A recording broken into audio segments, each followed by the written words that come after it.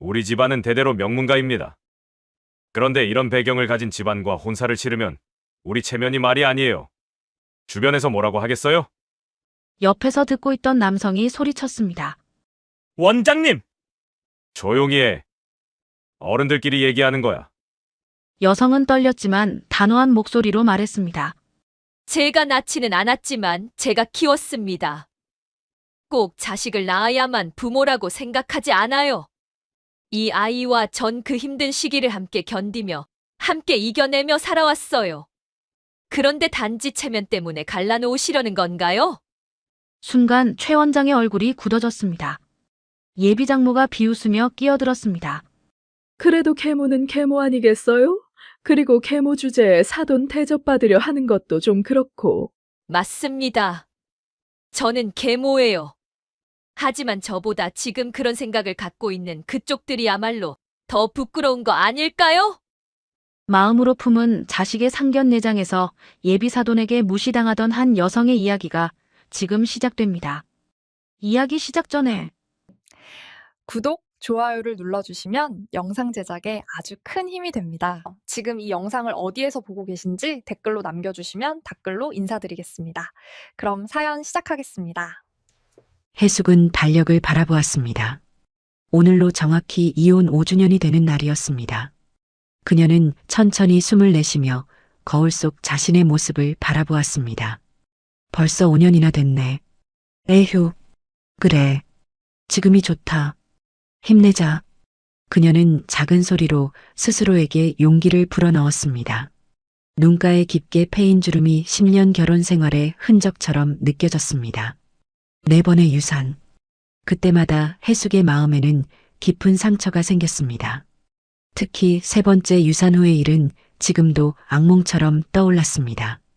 그날 병원에서 돌아온 해숙은 몸도 마음도 바스라질 것 같았습니다. 시어머니는 부엌에서 저녁 준비를 하고 있었습니다. 해숙이 조심스럽게 다가가자 시어머니가 차갑게 말했습니다. 또 한두 번도 아니고 이게 지금 몇 번째냐? 이 정도면 몸 문제가 아니라 업보야. 니 업보. 어머님 죄송해요. 해숙이 무릎을 꿇으려는 순간 시어머니가 들고 있던 국자를 던졌습니다. 뜨거운 국물이 해숙의 손등에 튀었습니다. 해숙은 비명을 삼켰습니다. 어머니라고 부르지도 마라. 몸 하나 제대로 못 쓰는 너한테 며느리라고 안 부를 테니. 저놈이 우리 집 제사 끊길 팔자를 데려왔네.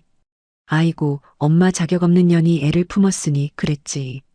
시어머니는 해숙을 부엌 한가운데 무릎 꿇게 하고는 밤새도록 그 자리에 있게 했습니다. 남편은 옆방에서 그 소리를 들으면서도 나오지 않았습니다. 해숙은 무릎이 저려와도 꼼짝할 수 없었습니다. 4번째 유산 후 결국 남편과 시댁은 이혼을 요구했습니다. 시댁 식구들은 해숙을 빈손으로 내쫓았습니다. 이제 그 모든 고통은 지나간 일이 되었습니다. 해숙은 깊게 한숨을 내쉬고 앞치마를 메었습니다. 행복백반이라는 작은 식당에서 일한 지도 벌써 5년. 사장님은 좋은 분이었고 해숙의 사정을 알고 잘 대해주었습니다. 새벽 5시 해숙은 동네 시장 골목을 걷고 있었습니다. 손목에 붙인 하얀 파스가 아침 찬바람에 시큰거렸습니다. 무 한 박스, 콩나물 3봉지, 두부 열모. 장바구니가 무거워 손목이 끊어질 것 같았지만 해숙은 이를 악물고 걸음을 옮겼습니다. 해숙이 그 손목으로 어떻게 이래? 병원은 갔어? 단골 할머니가 걱정스러운 얼굴로 물었습니다. 괜찮아요, 할머니. 이 정도는 아무것도 아니에요. 해숙은 억지로 웃으며 대답했습니다. 정오가 되자 행복백반은 손님들로 북적였습니다. 해숙은 땀을 뻘뻘 흘리며 밥상을 날랐습니다. 된장찌개 냄새가 가게 안을 가득 채웠고 손님들은 맛있게 숟가락을 놀렸습니다. 해숙 씨, 오늘도 된장찌개 맛있네요. 역시 일품이에요. 언제 생활의 달인에 내가 제보라도 해야겠어요. 하하하. 익숙한 목소리가 들렸습니다. 그는 매일 점심시간에 찾아오는 단골 손님 박철우였습니다. 키가 크진 않지만 단단한 체격에 따뜻한 미소를 가진 남자였습니다. 어머, 철우 씨는 농담도 잘하셔요. 감사합니다. 오늘은 고기를 조금 더 넉넉히 넣었거든요. 해숙은 미소를 지었습니다. 철우와 대화할 때면 마음이 편안해지는 기분이었습니다. 철우는 늘 구석자리에 앉아 묵묵히 밥을 먹었습니다. 오후 1시쯤 식당 문이 다시 열렸습니다. 해숙은 습관적으로 어서 오세요 하고 인사했다가 그대로 얼어붙었습니다. 전 남편이었습니다. 5년 전 해숙을 그렇게 무시하고 멸시했던 그 사람. 항상 게으르고 모든 일에 투덜대기만 잘했던 그 남자였어요. 그리고 그 옆에는 배가 불룩한 젊은 여자가 서 있었습니다. 해숙의 온몸이 덜덜 떨렸습니다. 심장이 미친 듯이 뛰었습니다. 하지만 그녀는 침착하게 물수건과 물잔을 들고 다가갔습니다. 아줌마 여기 김치찌개 2인분. 전 남편이 태연하게 말하면서 킥킥댔습니다.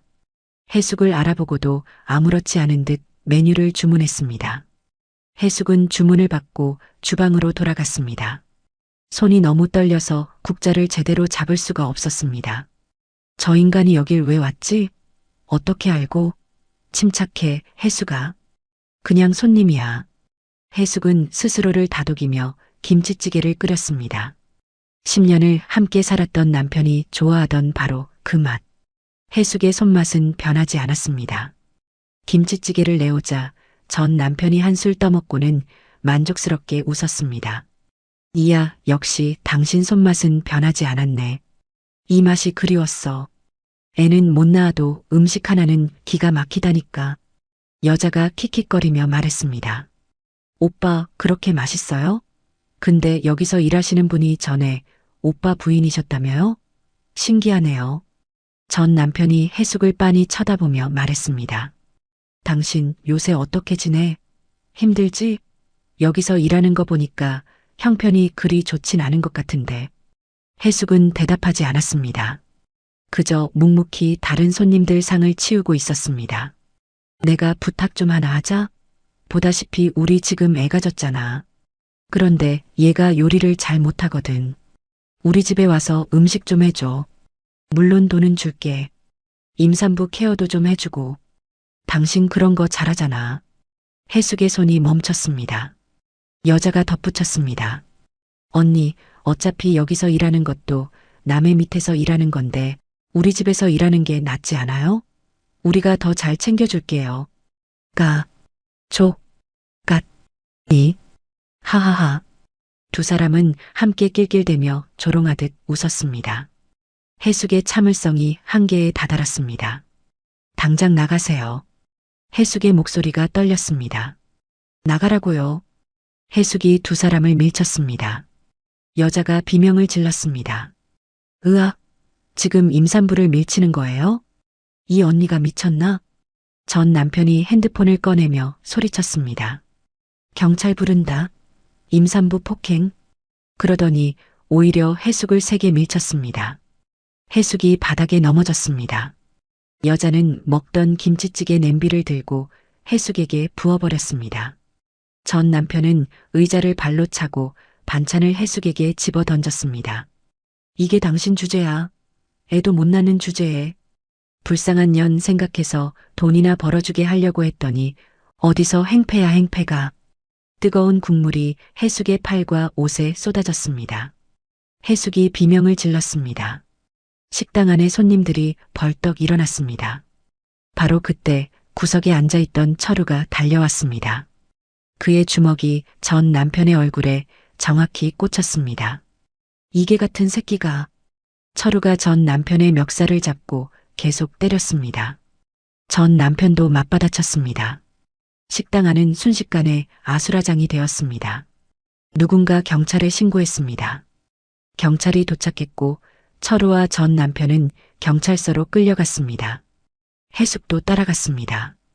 경찰서에서 전 남편이 의기양양하게 말했습니다. 저 남자 폭행죄로 고소합니다. 합의는 절대 없어요. 꼭 콩밥 먹게 해주세요. 철우는 묵묵히 앉아 있었습니다. 해숙은 불안한 마음으로 철우를 바라봤습니다. 하지만 경찰이 식당 사장에게서 받은 CCTV 영상을 확인한 후 상황이 역전되었습니다. 여기 보세요. 먼저 손을 쓴 건 이쪽이네요. 여성분을 밀치고 뜨거운 음식을 부었어요. 이건 폭행이 맞습니다. 전 남편의 얼굴이 굳었습니다. 이건 정당방위였어요. 저 여자가 먼저. 영상에 다 나와 있습니다. 쌍방 폭행이니 합의하시든지 아니면 둘 다 있거나든지 하세요. 결국 쌍방 합의로 사건이 마무리되었습니다. 전 남편과 여자는 얼굴이 새파래져서 경찰서를 나갔습니다. 밖에 나온 해숙은 철우를 바라보았습니다. 철우의 입술이 터져서 피가 나고 있었습니다. 왜 그러셨어요? 괜히 다치시고. 해숙이 떨리는 목소리로 물었습니다. 철우는 한참을 말이 없다가 천천히 입을 열었습니다. 5년 전부터 봤습니다. 해숙 씨가 그 식당에서 일하시는 거요. 처음엔 그냥 밥이 맛있어서 갔는데 어느 순간부터 해숙 씨가 보고 싶어서 가게 됐습니다. 철우의 고백이었습니다. 해숙 씨가 힘들어하실 때도 봤고 우실 때도 봤습니다. 근데 오늘 그 사람들이 해숙 씨한테 그러는 걸 보니까 더 이상 참을 수가 없었습니다. 철우가 해숙의 손을 잡았습니다. 저는 건설 현장에서 일하는 노동자입니다. 가진 것도 없고 14살 아들 하나 데리고 사는 호랍이고요. 근데 해숙 씨랑 남은 인생 함께 살고 싶습니다. 제가 꼭 행복하게 해드리겠습니다. 해숙의 눈에서 눈물이 주르륵 흘러내렸습니다. 10년을 함께 살았던 남편은 단 한 번도 자신을 지켜주지 않았습니다. 하지만 이 남자는 5년을 멀리서 지켜보다가 오늘 자신을 위해 주먹을 휘둘렀습니다. 저한테도 시간을 주세요. 생각해 볼게요. 해숙의 대답이었습니다. 철우는 고개를 끄덕였습니다. 천천히 생각하세요. 기다리겠습니다. 그날 밤 해숙은 잠을 이룰 수 없었습니다. 45의 나이에 새로운 시작이 가능할까요? 아이를 낳아본 적도 없는 자신이 14살 아들의 엄마가 될 수 있을까요? 하지만 한편으로는 오늘 처음으로 누군가 자신을 지켜줬다는 사실이 가슴을 따뜻하게 했습니다. 일주일 후 해숙은 철우의 제안을 받아들였습니다. 간단한 혼인 신고만 했습니다. 결혼식도 피로연도 없었습니다. 해숙은 그저 작은 가방 하나를 들고 철우의 집으로 들어갔습니다. 철우의 집은 작은 빌라 1층이었습니다. 깨끗하진 않았지만 남자 둘이 살아온 흔적이 역력했습니다. 거실 한쪽에는 빨래가 쌓여 있었고 주방 싱크대에는 설거지거리가 그대로였습니다. 성훈아, 나와봐. 인사드려야지. 철우가 안방 문을 두드렸습니다. 한참 후에야 문이 열렸습니다. 14살 소년 박성훈이 나왔습니다. 교복 바지에 티셔츠 차림이었습니다. 눈빛은 차가웠고 입은 굳게 다물어져 있었습니다. 안녕, 성훈아. 반가워. 오늘부터 아줌마가 여기서 같이 살게 됐어. 잘 부탁해. 해숙이 최대한 밝게 웃으며 말했습니다. 성훈은 해숙을 한번 쳐다보더니 고개만 까닥하고는 다시 방으로 들어가 문을 닫아버렸습니다. 철우가 미안한 표정으로 말했습니다. 원래 말이 없는 아이예요. 시간이 지나면 나아질 겁니다. 해숙은 괜찮다는 듯 고개를 끄덕였습니다.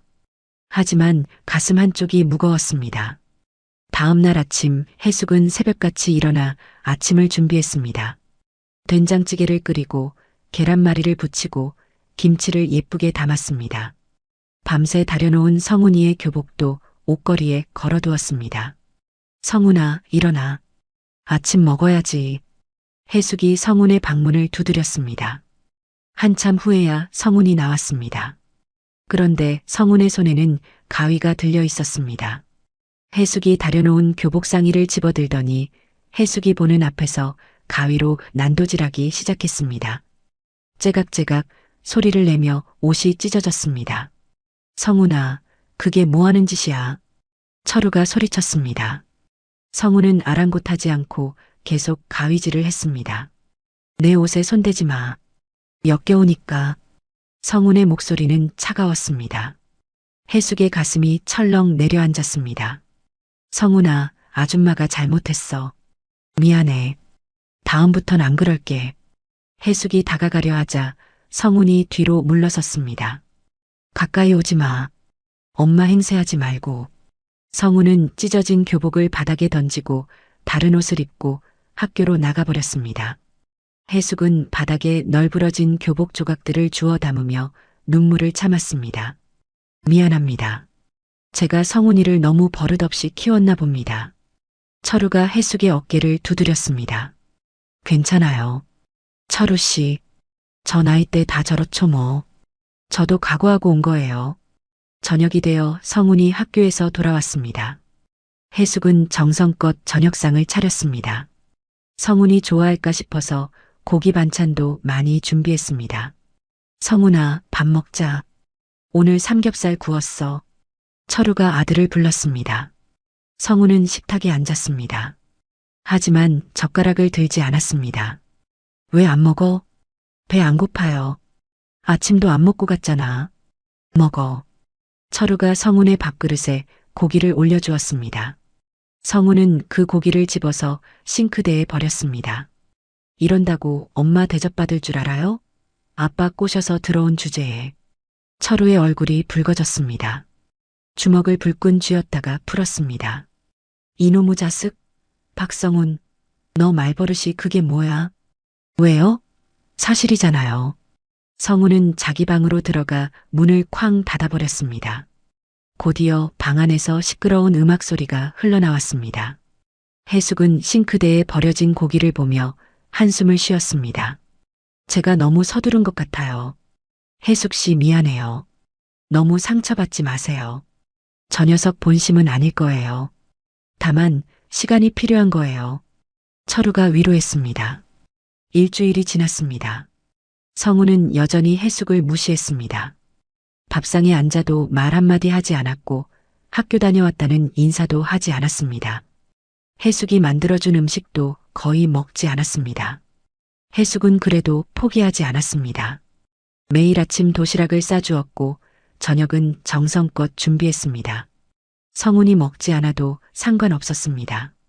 2주가 지난 어느 날 해숙은 성훈의 방을 청소하다가 쓰레기통에서 구겨진 종이 한 장을 발견했습니다. 펼쳐보니 성훈의 글씨였습니다. 엄마에게. 엄마는 왜 나를 버렸어요? 내가 뭘 잘못했어요? 4살짜리 아이를 두고 그냥 사라지면 어떡해요? 아빠는 매일 울었어요. 나도 매일 울었어요. 엄마 목소리도 얼굴도 기억 안 나요. 근데 엄마가 너무 미워요. 엄마가 있었으면 우리 가족도 행복했을 텐데. 해숙의 눈에서 눈물이 흘러내렸습니다. 이 아이가 얼마나 상처받았을지 느껴졌습니다.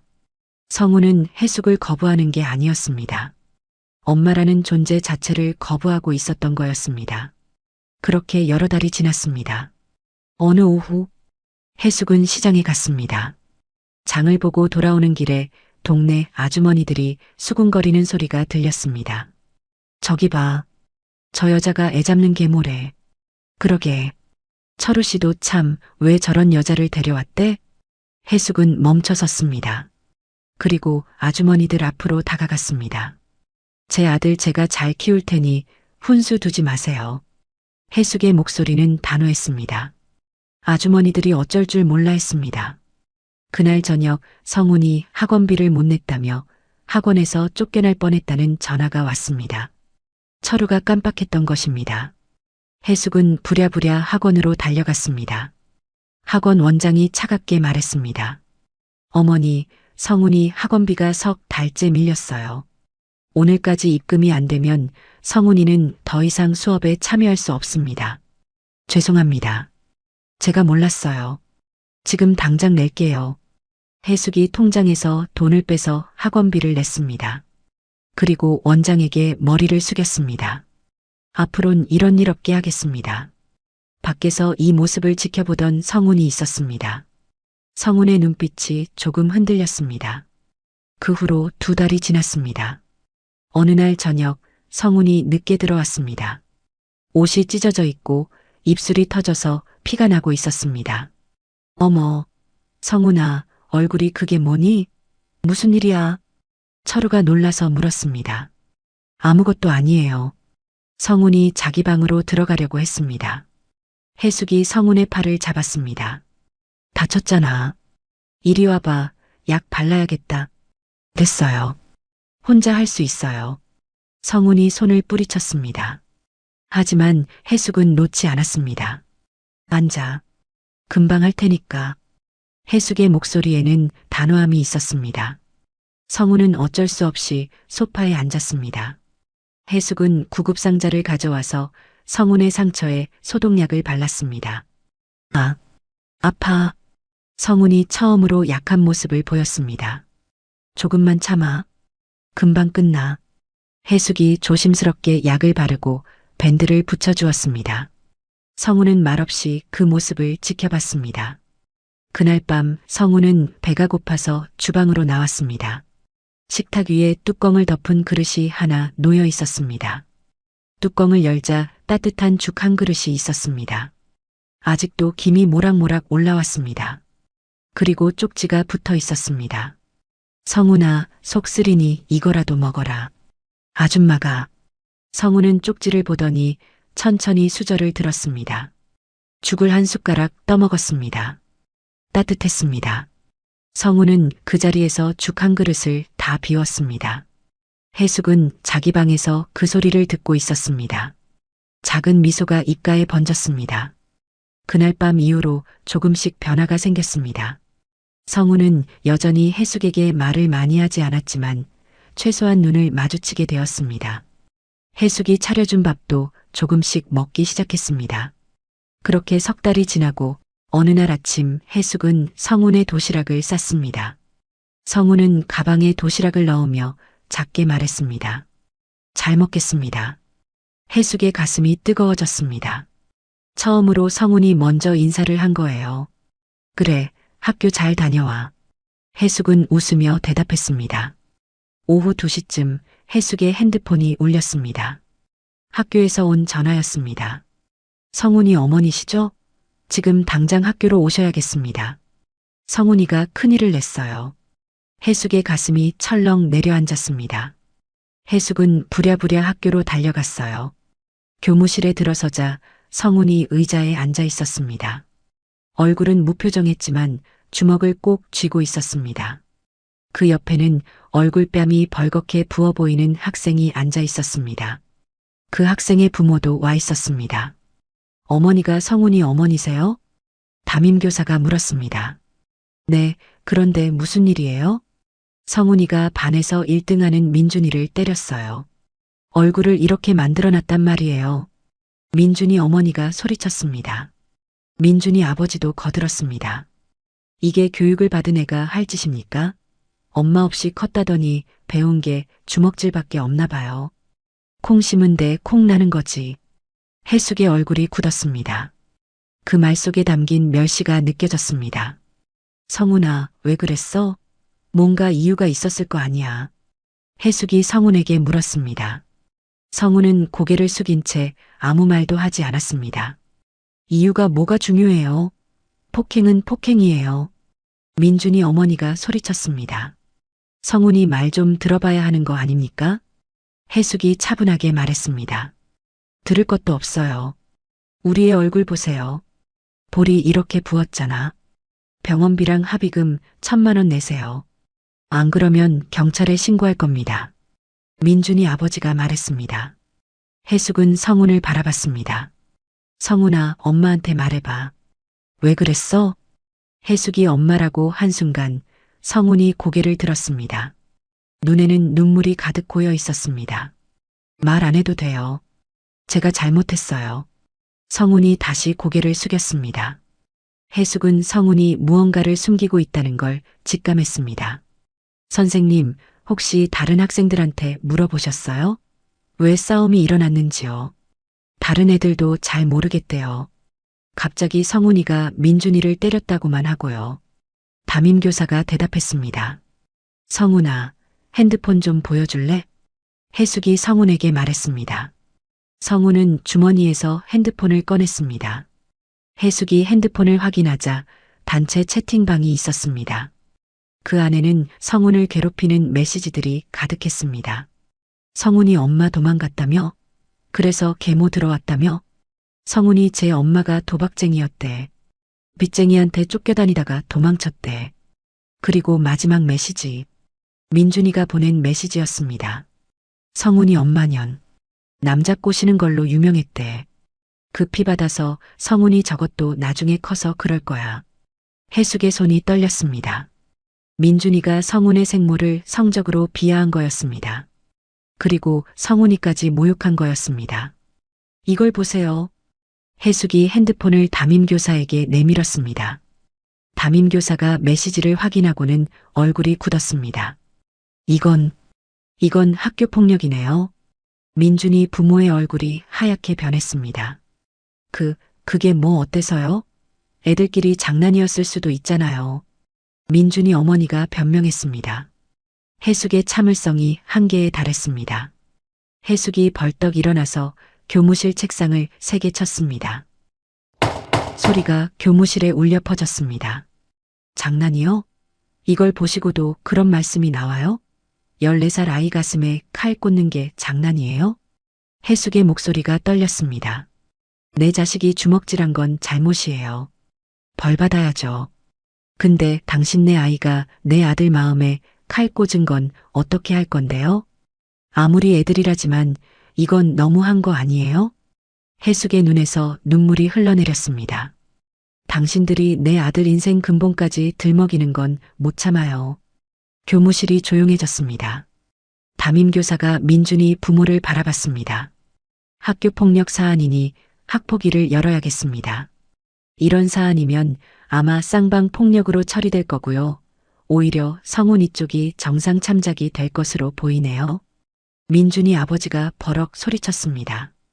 이게 말이 됩니까? 우리 애가 맞아서 얼굴이 이렇게 빨개졌는데. 아버님, 민준이도 언어폭력으로 성훈이에게 상처를 줬습니다. 이건 심각한 수준이에요. 공정하게 처리하겠습니다. 담임교사가 단호하게 말했습니다. 민준이 부모는 화가 나서 교무실을 나갔습니다. 해숙은 성훈의 손을 잡았습니다. 선생님, 저희도 먼저 가보겠습니다. 해숙과 성훈은 학교 옥상으로 올라갔습니다. 아무도 없는 곳이었습니다. 성훈아, 왜 말 안 했어? 해숙이 물었습니다. 성훈이 고개를 숙였습니다. 아줌마가 상처받을까 봐요. 그 애가 엄마 얘기를 하는데 아줌마가 들으면 기분 나쁠 것 같았어요. 해숙의 가슴이 먹먹해졌습니다. 바보야. 너가 더 상처받았잖아. 해숙이 성훈을 꼭 안아줬어요.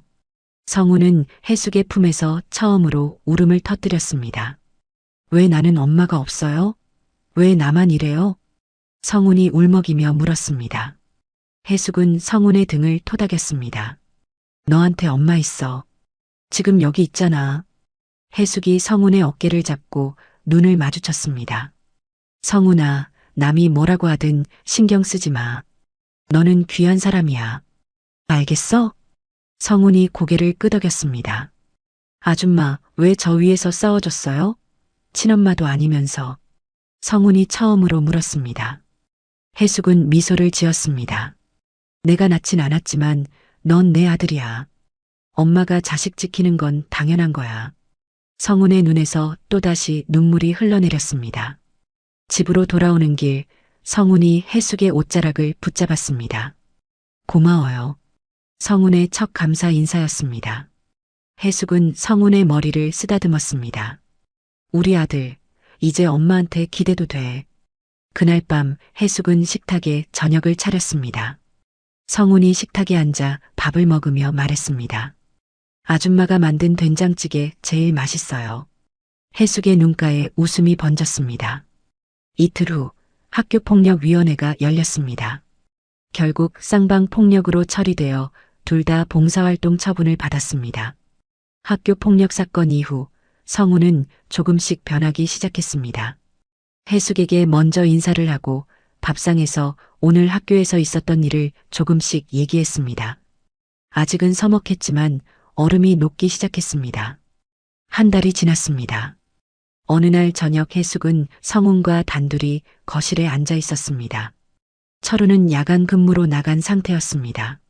성훈아, 아줌마가 너한테 할 얘기가 있어. 해숙이 조심스럽게 말을 꺼냈습니다. 뭔데요? 아줌마도 사실은 엄마가 되고 싶었어. 아주 오래전부터. 해숙의 목소리가 떨렸습니다. 아줌마는 결혼하고 나서 4번이나 아이를 가졌어. 근데 4번 다 못 지켰어. 한 번은 5달까지 갔는데 그때도 못 지켰지. 성훈이 놀란 표정으로 해숙을 바라봤습니다. 그때마다 아줌마는 생각했어. 내가 뭘 잘못했을까? 왜 나는 엄마가 될 수 없을까? 그렇게 10년을 살다가 결국 이혼했어. 해숙의 눈에서 눈물이 흘러내렸습니다. 근데 너를 만났어. 처음 봤을 때 내 눈빛이 너무 외로워 보였어. 마치 내가 못 안아본 그 아이들 같았어. 그래서 아줌마가 내 엄마가 되고 싶었어. 성훈도 눈물을 흘렸습니다. 성훈아, 아줌마 못다 준 사랑을 너한테 다 주고 싶어. 그 아이들이 못다 산 목숨까지 내가 대신 살아줬으면 좋겠어. 해숙이 성훈의 손을 잡았습니다. 성훈은 한참을 울다가 말했습니다. 아줌마, 저 의사 될래요. 응? 갑자기 왜? 아줌마 손목 아픈 거 제가 고쳐줄 거예요. 그리고 아프신 분들 다 고쳐드릴 거예요. 해숙은 성훈을 꼭 안았습니다. 그날 밤 철우가 야근을 마치고 돌아왔을 때 해숙은 철우에게 성훈이 한 말을 전했습니다. 철우는 소주 한 잔을 들이키고는 눈물을 흘렸습니다. 당신이 우리 집에 와서 정말 다행입니다. 철우가 해숙의 손을 꼭 잡았습니다. 2달이 지났습니다. 성훈의 생일이었습니다. 해숙은 미역국을 끓이고 성훈이 좋아하는 떡볶이도 만들었습니다. 케이크도 준비했습니다. 생일 축하해, 성훈아. 해숙과 철우가 생일 노래를 불렀습니다. 성훈은 어색하게 웃으며 초를 껐습니다. 소원 빌었어? 네. 무슨 소원 빌었어? 철우가 물었습니다. 비밀이에요. 근데 우리 셋이 계속 행복하게 사는 거요. 성훈이 수줍게 대답했습니다. 해숙의 가슴이 뜨거워졌습니다. 어느 토요일 철우가 가족여행을 제안했습니다. 우리 바다 구경 갈까? 좋아요. 성훈이 신나게 대답했습니다. 세 식구는 동해안으로 향했습니다. 해변에 도착하자 성훈이 바다로 뛰어들었습니다. 파도가 높았지만 성훈은 신나게 헤엄쳤습니다. 성훈아, 너무 깊이 들어가지 마. 해숙이 소리쳤습니다. 그때였습니다. 큰 파도가 밀려왔고 성훈이 물에 휩쓸렸습니다. 성훈아, 해숙이 비명을 지르며 바다로 뛰어들었습니다. 수영을 못했지만 몸이 먼저 움직였습니다. 철우도 급히 뛰어들었습니다. 철우가 성훈을 먼저 구했고 다시 해숙을 구했습니다. 세 사람은 해변에 쓰러져 숨을 헐떡였습니다. 엄마, 괜찮으세요? 성훈이 해숙을 보며 물었습니다. 해숙은 그 말에 놀라 성훈을 바라봤습니다. 성훈아, 방금 뭐라고 했어? 엄마요. 엄마라고 불러도 되죠? 해숙은 눈물을 흘리며 성훈을 안았습니다. 그럼 당연하지. 우리 아들. 철우도 2사람을 안았습니다. 3사람은 해변에서 한참을 그렇게 껴안고 있었습니다. 일주일 후 성훈이 독감에 걸려 고열에 시달리며 알아 누웠을 때 해숙은 3일 밤낮을 잠도 안 자고 성훈의 곁을 지켰습니다. 찬물로 몸을 닦아주고 죽을 끓여서 먹이고 약을 먹였습니다. 철우가 쉬라고 해도 해숙은 고집을 부렸습니다. 엄마가 곁에 있어야 애가 빨리 나아요. 해숙의 대답이었습니다. 사흘째 되는 날 아침 성훈의 열이 내렸습니다. 성훈이 힘겹게 눈을 떴습니다. 해숙이 성훈의 이마를 짚어보며 웃었습니다. 열 내렸다. 다행이다. 엄마, 배고파요. 성훈이 약한 목소리로 말했습니다. 뭐 먹고 싶어? 엄마가 해준 된장찌개 먹고 싶어요. 해숙은 눈물을 참으며 부엌으로 갔습니다.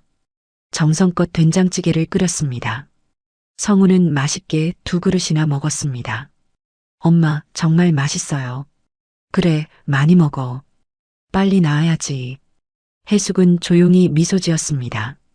그 후 성우는 공부에 더욱 집중했습니다. 의사가 되겠다는 꿈이 생겼으니까요. 엄마, 저 의대 가려면 공부 많이 해야 되죠? 그럼. 근데 넌 똑똑하니까 할 수 있어. 강남 학원 다니면 안 돼요? 친구들이 거기 다니는 애들이 의대 많이 간대요. 해숙은 고민했습니다. 강남 학원은 비쌌습니다. 하지만 성훈의 꿈을 위해서라면 해줘야 했습니다. 그래, 알아볼게. 해숙은 강남 학원가를 돌아다녔습니다. 학원비를 알아보고 커리큘럼을 확인했습니다. 집에서 강남까지는 2시간이 걸렸지만 해숙은 매일 도시락 3개를 싸서 성훈을 학원에 데려다 주었습니다.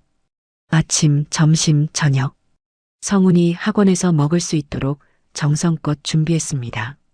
엄마, 편의점에서 사 먹어도 돼요. 아니야. 엄마가 해준 게 제일 맛있잖아. 해숙은 웃으며 대답했습니다. 어느 날 저녁 성훈이 학원에서 돌아와 해숙의 손을 잡았습니다.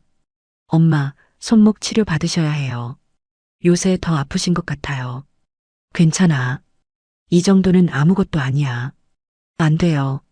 제가 의사 되면 고쳐드릴 거지만 지금은 병원 가셔야 해요. 성훈이 고집을 부렸습니다. 해숙은 결국 병원에 갔고 관절염 치료를 받기 시작했습니다.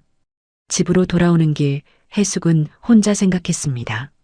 10년의 결혼 생활 동안 단 한 번도 자신을 걱정해주지 않았던 전 남편. 하지만 지금은 14살 아들이 자신을 걱정해주고 있었습니다. 해숙의 가슴에 묻었던 21년의 한이 조금씩 녹아내렸습니다. 4번의 유산으로 잃었던 아이들. 그 아이들의 목까지 성훈이 채워주고 있었습니다. 그날 밤 해숙은 철우와 나란히 누워 말했습니다. 당신, 우리 정말 행복하네요. 그러게요. 당신 덕분입니다. 철우가 해숙의 손을 꼭 잡았습니다.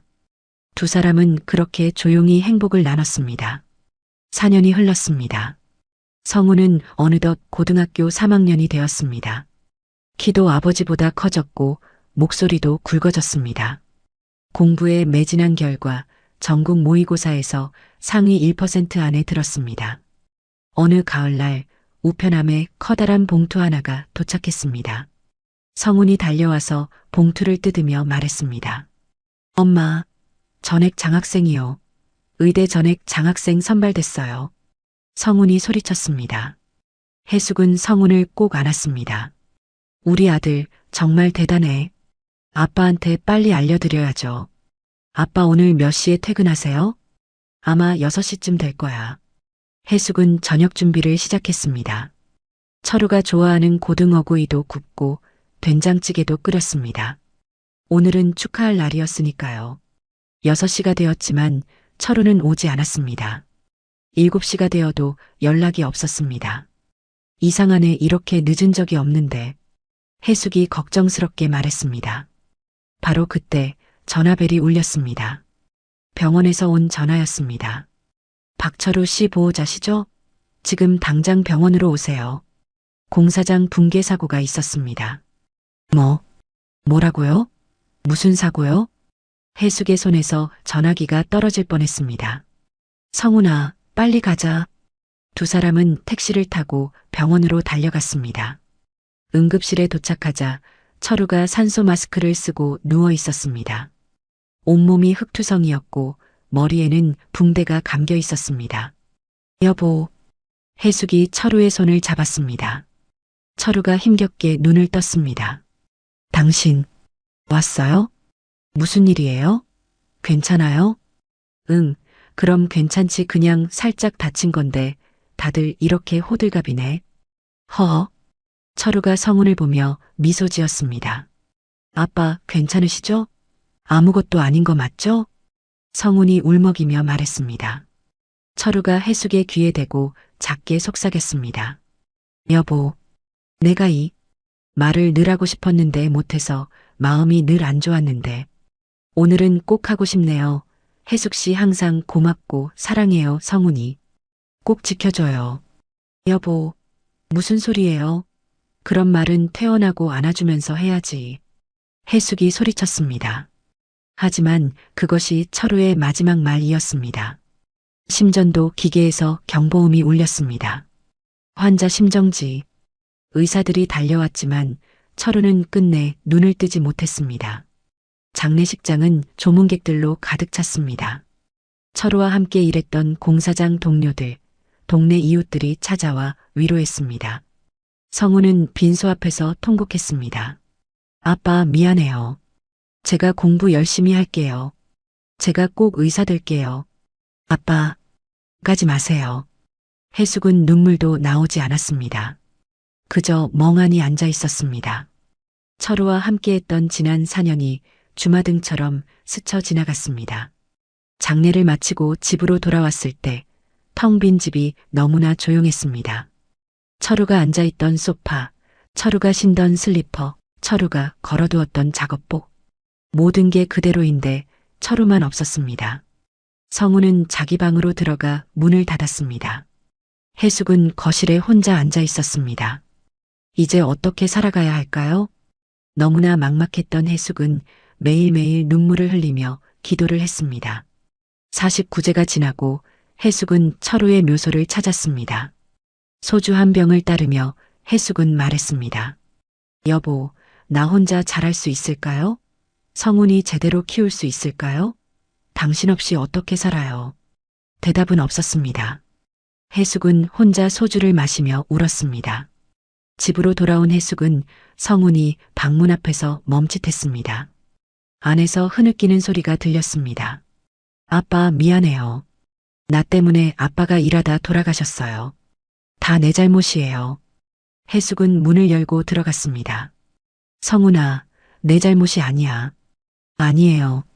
제가 학원비 때문에 아빠가 더 일하신 거예요. 저 의대 안 갈래요. 아빠도 없는데 의대 가면 뭐해. 성훈이 합격 통지서를 찢으려고 했습니다. 해숙이 성훈의 손을 잡았습니다. 성훈아, 아빠가 뭐라고 하셨어? 꼭 의사 되라고 하셨잖아. 내가 포기하면 아빠 죽음이 헛된 거야. 하지만은 없어. 넌 의대 가야 돼. 그게 아빠한테 보답하는 거야. 해숙의 목소리는 단호했습니다. 그 후로 해숙의 삶은 지옥이었습니다. 성훈의 학비와 생활비를 마련하기 위해 새벽 5시에 일어나 우유 배달을 시작했습니다. 낮에는 식당에서 일했고 밤에는 대리운전을 했습니다. 하루에 4시간도 못 자는 날이 많았습니다. 다리는 퉁퉁 붓고 온몸은 매일매일이 천근만근이었습니다. 거울을 보면 10년은 늙은 것 같았습니다. 어느 날 성훈이 말했습니다.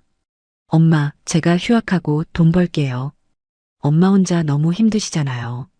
안 돼. 넌 공부만 해. 엄마는 괜찮아. 엄마, 거짓말하지 마세요. 엄마 매일 새벽에 나가시고 밤늦게 들어오시잖아요. 그래도 넌 공부해야 돼. 그리고 엄마는 하나도 힘들지 않아. 그러니까 넌 신경 쓰지 말고 공부에만 전념해. 그게 엄마한테 효도하는 거야. 해숙은 단호하게 말했습니다. 어느 날 성훈이 몰래 공사장에서 아르바이트를 하고 있었습니다. 벽돌을 나르던 성훈은 해숙과 마주쳤습니다. 해숙도 같은 공사장에서 청소 일을 하고 있었던 거였습니다. 엄마, 성훈아, 너 여기서 뭐해? 해숙이 그 자리에 주저앉았습니다. 땅을 치며 통곡했습니다. 제발 공부만 해, 이놈아. 엄마가 알아서 한다니까. 내가 이러면 엄마는 어떡해.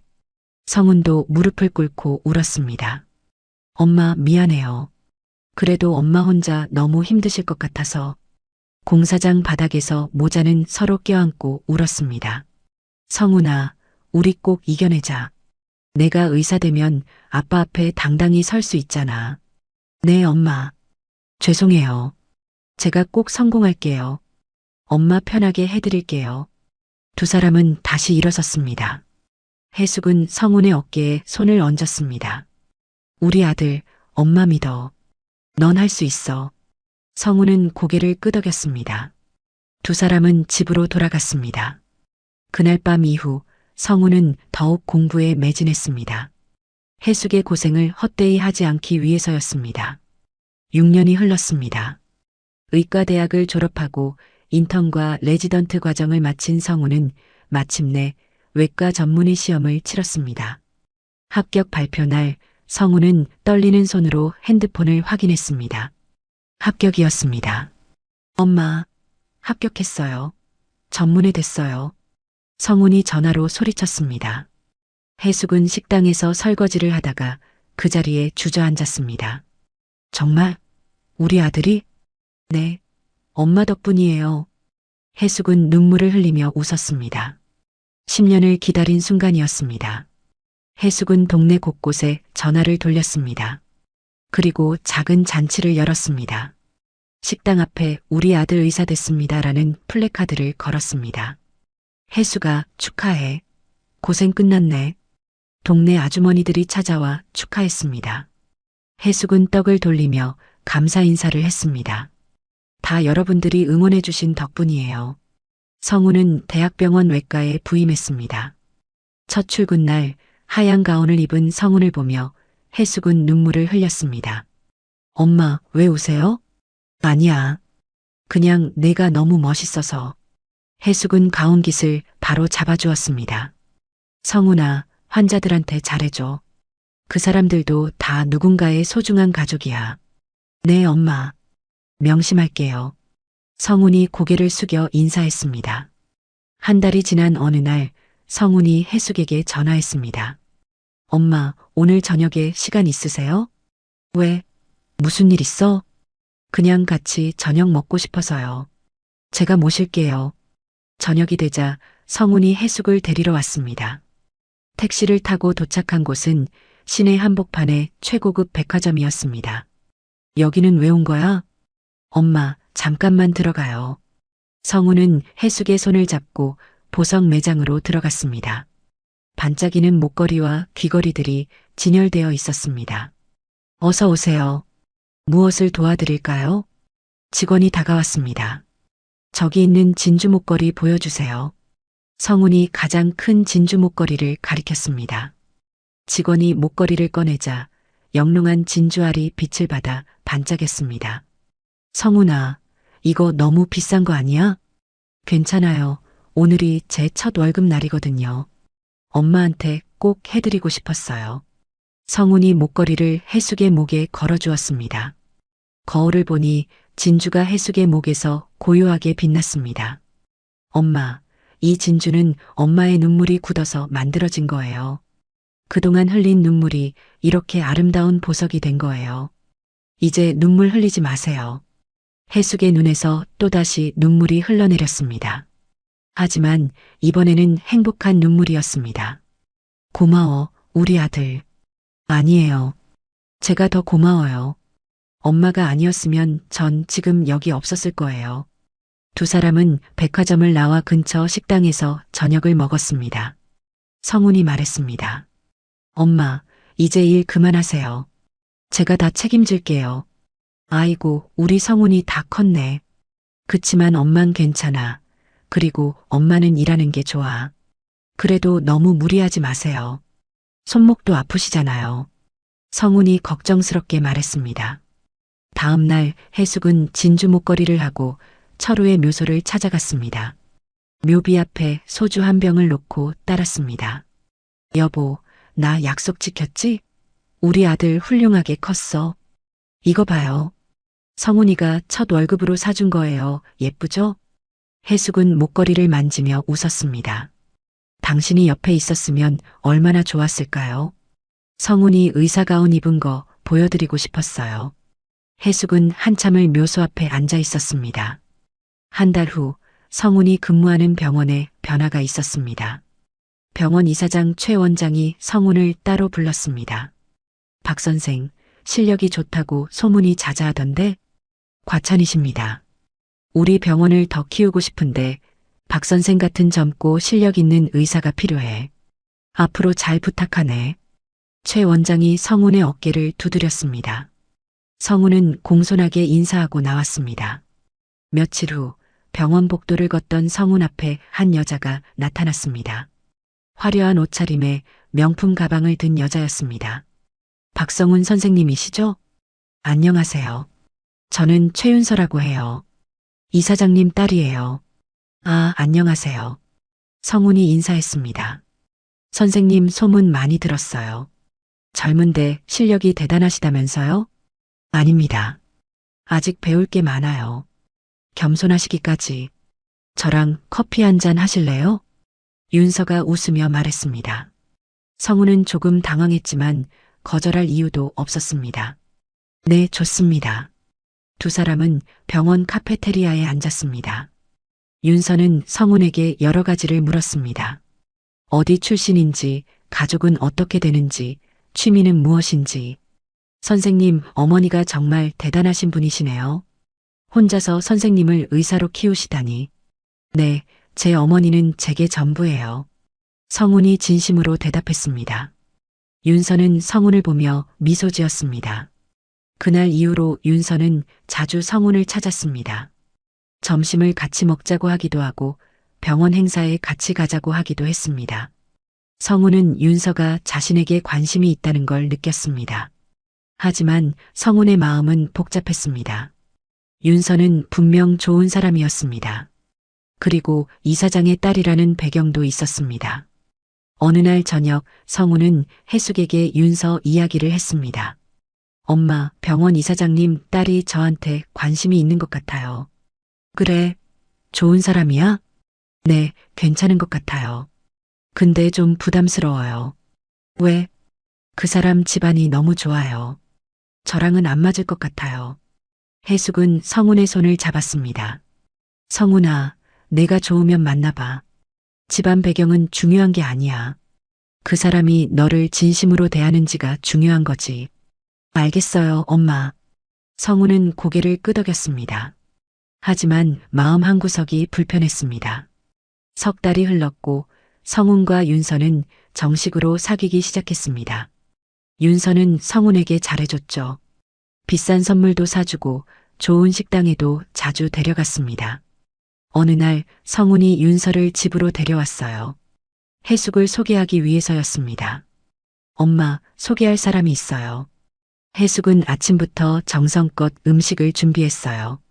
윤서가 문을 열고 들어왔을 때 화려한 옷차림에 명품 가방을 들고 있었습니다. 어머님, 처음 뵙겠습니다. 최윤서예요. 윤서가 공손하게 인사했고 혜숙도 미소로 인사를 받았어요. 어서 와요. 듣던 대로 참 예쁘게 생겼네요. 많이 시장할 텐데 어서 밥 먹어요. 식탁에는 혜숙이 아침부터 준비한 음식들이 가득 차려져 있었습니다. 윤서는 음식을 보며 미소를 지었어요. 와, 정성이 대단하시네요. 식사가 끝나고 윤서가 돌아간 후 성훈이 물었습니다. 엄마, 윤서 어때요? 응? 한번 봐서 잘 모르겠지만 예쁘구나. 혜숙은 짧게 대답했지만 윤서의 눈빛에서 느껴진 묘한 차가움을 떨쳐낼 수가 없었어요. 마치 자신을 평가하는 듯한 과거 전 남편의 상간녀가 보이던 그런 시선이었습니다. 일주일 후 윤서가 혜숙에게 전화를 걸어왔어요. 어머님, 다음 주에 상견례 하기로 한 거 아시죠? 그 전에 어머님이랑 쇼핑 같이 가고 싶은데 괜찮으세요? 쇼핑이요? 네, 상견례 때 입으실 옷도 사드리고 싶고요. 혜숙은 조금 망설였지만 윤서라는 아이에 대해 더 알아보고 싶은 마음도 있었습니다. 그래요. 고마워요. 다음 날 윤서는 혜숙을 강남 한복판의 백화점으로 데려갔습니다. 명품 매장 앞에 서자 윤서가 자연스럽게 말했어요. 어머님, 여기 들어가요. 여긴 너무 비싸지 않아요? 괜찮아요. 제가 사드릴게요. 우리 부모님이 격식을 좀 차리시는 분들이라서요. 수준이 어느 정도 맞아야 보기에도 좋잖아요. 윤서는 혜숙에게 비싼 정장을 골라주었어요. 혜숙이 가격표를 보고 깜짝 놀랐을 때 윤서는 별것 아니라는 듯 웃으며 말했습니다. 어머님, 상견례는 첫인상이 정말 중요해요. 명품 한두 개쯤은 있어야 품위가 있어 보이죠. 혜숙은 기분이 묘했지만 참았어요. 윤서의 말투에 담긴 미묘한 뉘앙스가 느껴졌지만 아들을 위해서라고 생각했습니다. 옷을 산 후 윤서는 혜숙을 고급 미용실로 데려갔어요. 미용사가 혜숙의 머리를 만지작거리며 말했습니다. 손상이 많이 되셨네요. 염색은 언제 하셨어요? 염색은 안 해봤어요. 옆에서 윤서가 웃으며 끼어들었어요. 어머님, 요새 누가 염색 안 하고 살아요? 이 기회에 한번 해보세요. 젊어 보이셔야죠. 해숙은 거울 속 자신의 모습을 보며 초라함을 느꼈습니다. 옆에 앉아 있는 윤서는 너무나 화려하고 빛났고 자신은 그저 늙고 초라한 중년 여자일 뿐이었어요. 상견례 전날 밤 해숙은 윤서가 사준 옷을 꺼내 보았습니다. 비싸고 좋은 옷이었지만 왠지 자신의 옷이 아닌 것 같았어요. 남의 옷을 빌려 입는 기분이었습니다. 해숙은 한참을 고민하다가 옷장에서 자신의 제일 좋은 옷을 꺼냈어요. 비록 명품은 아니지만 깔끔하고 단정한 옷이었습니다. 상견례 날 고급 한정식 집에 도착하자 윤서와 그녀의 부모가 먼저 와 있었어요. 해숙을 본 윤서의 얼굴이 순간 굳었습니다. 어머님, 제가 사드린 옷은요? 윤서의 목소리에는 당혹감이 섞여 있었어요. 윤서의 어머니도 해숙을 위아래로 훑어보며 코웃음을 쳤습니다. 그래요, 뱁새가 황새 따라가다간 다리가 찢어지는 법이죠. 역시 제격에 맞는 옷을 입으셨네요. 해숙의 얼굴이 붉어졌지만 꾹 참았어요. 성운을 위해서였습니다. 앉으세요. 최 원장이 차갑게 말했어요. 식사가 시작되고 처음에는 평범한 대화가 오갔습니다. 성운의 병원 생활, 앞으로의 계획 등등. 하지만 분위기가 점점 이상해졌습니다. 최 원장이 서류 봉투 하나를 꺼냈어요. 천천히 테이블 위에 놓으며 말했습니다. 살짝 불쾌하실 수도 있겠지만 이해해 주시면 감사하겠습니다. 다른 게 아니라 저희가 어머님에 대해 살짝 알아봤습니다. 뭐 결혼이라는 게 집안과 집안이 합쳐지는 과정이기도 하고 또 자식을 키우는 부모로서 당연한 일 아니겠어요? 해숙의 가슴이 철렁 내려앉았어요. 과거 10년 결혼 생활 동안 4번의 유산, 그리고 이혼 경력이 있으시더라고요. 거기다 성운 씨의 친어머니가 아니시고 계모시라는 걸 알고 좀 놀랐습니다. 원장님, 지금 무슨 말씀을 하시는 거예요? 성운이 벌떡 일어나려 했지만 최 원장이 손으로 제지했어요. 아직 말 안 끝났네. 자네 생부는 공사장 사고로 돌아가셨고 어머니는 그 후로 식당 일을 하시면서 자네를 키우셨더군. 정말 대단한 일이야. 근데 말이야. 최 원장이 잠시 말을 멈추고 해숙을 바라봤어요. 우리 집안은 대대로 명문가입니다. 이런 배경을 가진 집안과 혼사를 치르면 우리 체면이 말이 아니에요. 주변에서 뭐라고 하겠어요? 해숙은 숨이 막혔습니다. 손이 떨려서 찻잔을 제대로 잡을 수가 없었어요. 그래서 이런 제안을 드리면 어떨까 싶습니다. 아이들의 미래를 생각해서 어머님께서 물러나 주시면 저희가 어머님 노후는 책임지겠습니다. 좋은 곳에 집도 마련해드리고 생활비도 매달 넉넉히 드리겠어요. 성운이 소리쳤습니다. 원장님, 조용히 해. 어른들끼리 얘기하는 거야. 해숙은 천천히 찻잔을 내려놓았어요. 그리고 최 원장을 똑바로 바라보며 말했습니다. 원장님, 저는 돈 때문에 성운이 엄마가 된 게 아닙니다. 뭐 조사해 보셨다니 아시겠지만 제가 성운이 곁을 지킨 지 벌써 10년이에요. 해숙의 목소리는 떨렸지만 단호했어요. 제가 낳지는 않았지만 제가 키웠습니다. 밤새 아파하는 아이 간호하고 학원비 못 낼까봐 3군데 일터를 돌았어요. 성운이 아버지 돌아가신 후에는 새벽 5시에 일어나 우유 배달하고 밤엔 대리운전까지 했습니다. 꼭 자식을 낳아야만 부모라고 생각하지 않아요. 성운이와 전 그 힘든 시기를 함께 견디며 함께 이겨내며 살아왔어요. 그런데 단지 체면 때문에 갈라놓으시려는 건가요? 그게 돈으로 계산되는 겁니까? 최 원장의 얼굴이 굳었어요. 윤서의 어머니가 비웃으며 끼어들었습니다. 그래도 계모는 계모 아니겠어요? 그리고 계모 주제에 사돈 대접 받으려 하는 것도 좀 그렇고. 맞습니다. 저는 계모예요. 근데 제가 부끄러운 게 아니라 그런 생각을 갖고 있는 그쪽들이야 말로 더 부끄러운 거 아닐까요? 이런 얘기 듣는 이 자리가 매우 불쾌하네요. 죄송합니다. 먼저 일어나겠습니다. 해숙은 자리에서 일어났어요. 성훈이 일어나. 가자. 아니면 엄마 먼저 갈게. 해숙은 식당을 나왔습니다. 택시를 타고 집으로 돌아왔어요. 집에 도착한 해숙은 거실 소파에 주저앉았습니다. 온몸에서 힘이 빠져나갔어요. 한참 후에 성훈이 들어왔습니다. 엄마, 성훈이 왔니? 엄마 좀 혼자 있고 싶은데 괜찮지? 성훈은 자기 방으로 들어갔어요. 그날부터 며칠 동안 두 사람은 말없이 지냈습니다. 해숙은 밥을 차려놓고 성훈은 묵묵히 먹었어요. 눈도 마주치지 않았습니다. 집안은 무거운 침묵으로 가득 찼어요. 사흘째 되는 날 해숙은 철우의 묘소로 향했습니다. 묘비 앞에 앉은 해숙은 눈물을 흘렸습니다. 여보, 우리 성훈이 멋지게 의사 된 거 봤죠? 정말 대견스럽지 않아요? 어릴 적 처음 봤을 때 꼬맹이 같던 애가 이제 결혼하겠다고 하네요. 근데 사돈될 집안이 너무 대단해서 내가 감당이 안 될 것 같아. 여보, 나 어떻게 해야 할까요? 성훈이 앞길을 위해서 내가 물러나야 하는 걸까요? 근데 나는 성훈이 없이 어떻게 살아요? 당신 없이도 버텼는데 성훈이까지 없으면 나는 정말 어떻게 해요? 해숙은 한참을 울었어요. 당신이 살아있었으면 뭐라고 했을까요? 성훈이 행복을 빌어주는 게 맞겠죠? 성훈이 미래를 위해서. 해숙은 결심했습니다. 아들의 미래를 위해 자신이 희생하기로 했어요. 집으로 돌아오니 성훈이 거실에 앉아 기다리고 있었어요. 엄마, 어디 갔다 오세요? 성훈아, 엄마랑 얘기 좀 하자. 두 사람은 소파에 마주 앉았습니다. 해숙이 먼저 입을 열었어요. 성훈아, 엄마 생각해봤어. 저 사람들 말도 일리가 있는 것 같아. 엄마, 무슨 소리예요? 아니야. 너 윤서랑 결혼하고 미국으로 가. 좋은 경험 쌓고 와. 엄마는 괜찮아. 엄마는 혼자서도 잘 살 수 있어.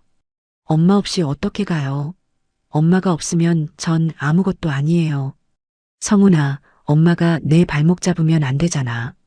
넌 이제 내 인생을 살아야 해. 엄마 때문에 내 미래를 망칠 순 없어. 그게 무슨 말이에요? 엄마. 성훈은 자기 방으로 들어갔습니다. 그날 밤 성훈의 핸드폰에 문자가 왔어요. 윤서가 보낸 문자였고 성훈은 그 문자를 보고 얼어붙었습니다. 오빠, 어머니랑 얘기 좀 해봤어요? 이런 말 하기 좀 뭐하지만 계모 주제에 격도 안 맞고 빨리 정리하고 우리 결혼해요. 미국 가면 다 잊혀질 거예요. 우리 부모님도 노후 책임져 주신다니까 오빠 어머니한테도 좋은 일이죠. 어머님 입장에선 로또 맞은 거 아닐까요? 성훈의 손이 부들부들 떨렸어요. 지금까지 참았던 분노가 한순간에 폭발했습니다. 다음 날 아침 성훈은 일찍 집을 나섰어요. 해숙에게 아무 말도 하지 않고 곧장 병원으로 향했습니다. 최 원장 사무실 문을 두드렸습니다. 안에는 최 원장과 윤서가 함께 있었어요. 박 선생. 생각 정리됐나? 최 원장이 웃으며 물었습니다. 성훈은 주머니에서 사직서를 꺼냈어요.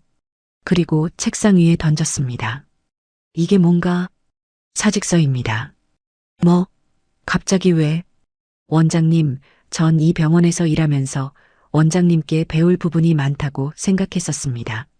환자들을 대하는 자세라던가 병원을 경영하시는 방법이라던가 동료 의사를 대하는 모습에서도요.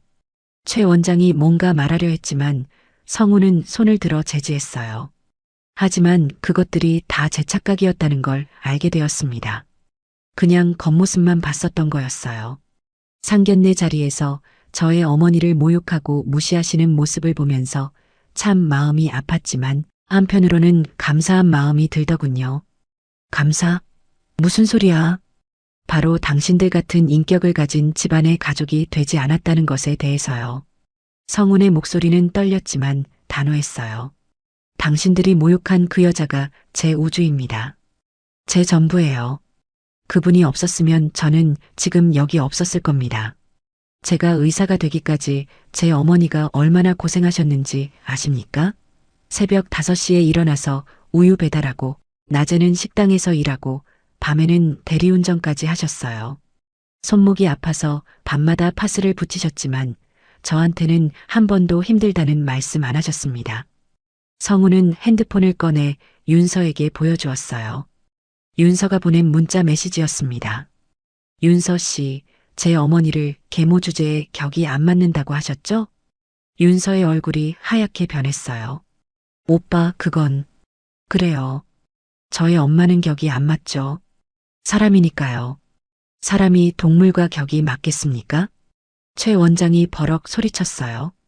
박성훈, 지금 뭐 하는 거야?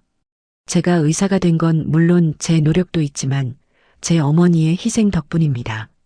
그런 어머니를 모욕하는 사람들이랑은 1초도 같이 있고 싶지 않아요. 성우는 윤서를 바라봤어요. 윤서 씨, 저는 처음에 당신이 좋은 사람인 줄 알았어요. 근데 당신은 제 어머니를 사람으로 보지 않았죠. 그런 사람과는 결혼할 수 없습니다. 오빠 미쳤어요? 지금 이게 우리 아빠 앞에서 할 행동이에요? 윤서가 어이없는 표정으로 말했지만 성우는 고개를 돌렸습니다. 박성훈, 나가면 다시는 이 병원에 발도 못 들여놔. 최 원장이 뒤에서 소리쳤습니다. 성우는 뒤돌아보지 않고 사무실을 나왔어요. 병원을 나온 성우는 집으로 달려갔습니다. 해숙은 거실에서 설거지를 하고 있었어요. 엄마, 성훈아, 벌써 퇴근했어? 엄마, 저 병원 그만뒀어요. 해숙의 손에서 그릇이 떨어질 뻔했어요.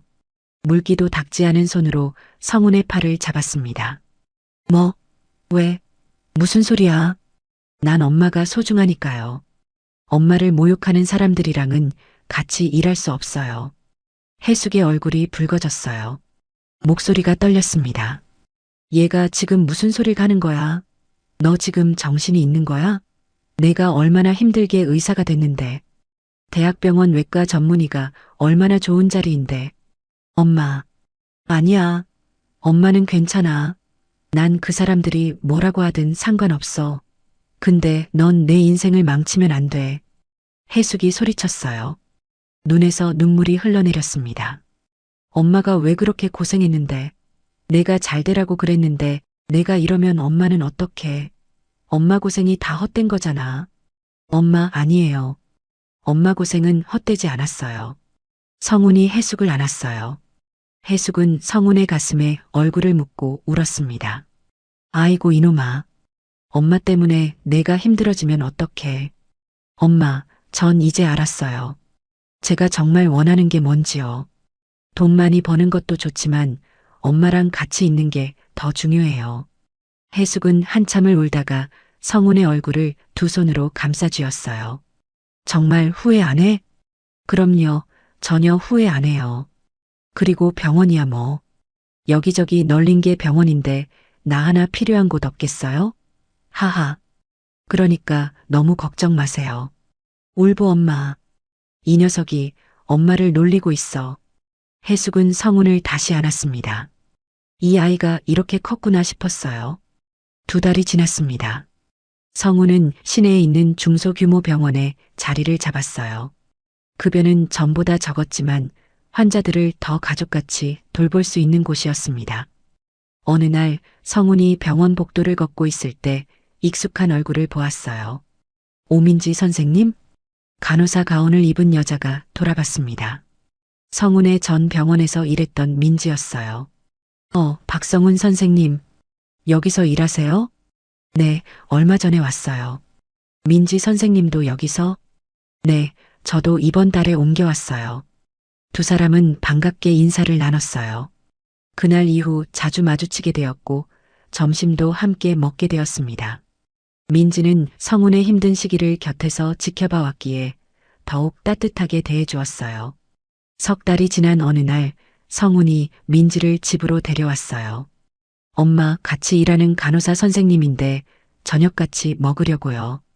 해숙은 조금 긴장했습니다. 또 윤서 같은 사람이면 어쩌나 하는 걱정이 들었어요. 문이 열리고 민지가 들어왔습니다. 간소한 옷차림에 수줍은 미소를 짓고 있었어요. 어머님, 처음 뵙겠습니다. 오민지라고 해요. 민지가 공손하게 인사하며 과일 바구니를 내밀었어요. 어서 와요. 편하게 앉아요. 해숙은 조심스럽게 민지를 맞았습니다. 식사 중에 해숙은 민지를 관찰했어요. 민지는 자연스럽게 반찬을 덜어주고 성훈이 물을 따라주면 고맙다고 인사했습니다. 그날 이후로 민지는 종종 집에 들렀어요. 어느 날은 설거지를 거들고 어느 날은 장을 같이 가자며 해숙을 도왔습니다. 한 달쯤 지났을 때 민지가 해숙에게 조심스럽게 말했어요. 어머님, 성훈 선생님 정말 환자분들한테 잘해주세요. 한 번은 할머니 환자분이 수술비가 없다고 우시는데 선생님이 개인적으로 도와드린 적도 있어요. 해숙의 눈가가 촉촉해졌어요. 그래요? 네. 선생님을 이렇게 키워주신 어머님이 정말 대단하시다고 생각해요. 민지의 말에는 진심이 담겨 있었습니다. 해숙은 그제야 마음의 문을 열었어요. 민지야, 우리 성훈이가 좀 불같은 성격이 있는데 이해해줘. 아니에요. 선생님 성격 정말 좋으세요. 환자분들한테도 그렇고 저한테도 항상 친절하세요. 6개월 후 성훈과 민지는 작은 성당에서 결혼식을 올렸어요. 화려한 결혼식은 아니었지만 진심이 가득한 자리였습니다. 해숙은 철우가 사준 진주 목걸이를 하고 있었어요. 성훈과 민지를 보며 생각했습니다. 21년의 한이 드디어 씻겨나가는 것 같았어요. 결혼식이 끝나고 해숙은 철우의 묘소를 찾았습니다. 여보, 거기는 어때요? 편하게 잘 지내고 계세요? 우리 성훈이 정말 좋은 사람 만나서 결혼도 했어요. 우리 성훈이 참 잘 컸죠? 당신도 그 자리에 있었으면 참 좋아하셨을 거예요. 근데 여보, 나 참 힘들었어요. 당신이 너무너무 보고 싶네요. 해숙은 묘비의 소주를 따르며 눈물을 훔쳤습니다. 결혼 후 1년. 성훈과 민지는 해숙과 함께 살았어요. 작은 집이었지만 세 식구는 행복했습니다. 민지는 시어머니를 친어머니처럼 모셨고 해숙도 며느리를 친딸처럼 아꼈어요. 그러던 어느 날부터 해숙은 이상한 느낌을 받기 시작했습니다. 누군가 자신을 지켜보는 것 같았어요. 처음에는 착각이라고 생각했지만 며칠이 지나도 그 느낌은 사라지지 않았습니다. 성훈과 민지, 해숙 세 사람이 외식을 하고 집으로 돌아가는 길이었어요. 해숙이 뒤를 돌아보니 멀리서 누군가 서 있었습니다. 노숙자처럼 보이는 사람이었어요. 마트에서 장을 볼 때도 그 사람이 멀리서 지켜보고 있었고 해숙 혼자 외출할 때도 똑같은 사람이 따라오는 것 같았습니다. 그날도 세 사람은 즐겁게 외식을 마치고 집으로 돌아왔어요. 해숙은 쓰레기를 버리러 밖으로 나왔습니다. 쓰레기를 버리고 돌아서는데 어둠 속에서 누군가 다가왔어요. 누구세요? 해숙이 놀라서 물었습니다. 노숙자 같은 옷차림의 여자가 서 있었어요. 왜 요 며칠 계속 저를 쫓아다니는 거예요? 해숙이 다그쳐 물었을 때 그 여자가 떨리는 목소리로 말했습니다. 성훈이. 아까 같이 들어간 애가 성훈이 맞죠? 해숙의 가슴이 철렁 내려앉았어요. 이 사람이 누구인지 단번에 알아챘습니다. 성훈의 친어머니 강은주였어요. 잠깐만요. 여기 서 있지 말고 공원으로 가요. 해숙은 은주 씨의 손을 잡고 근처 공원으로 데려갔습니다.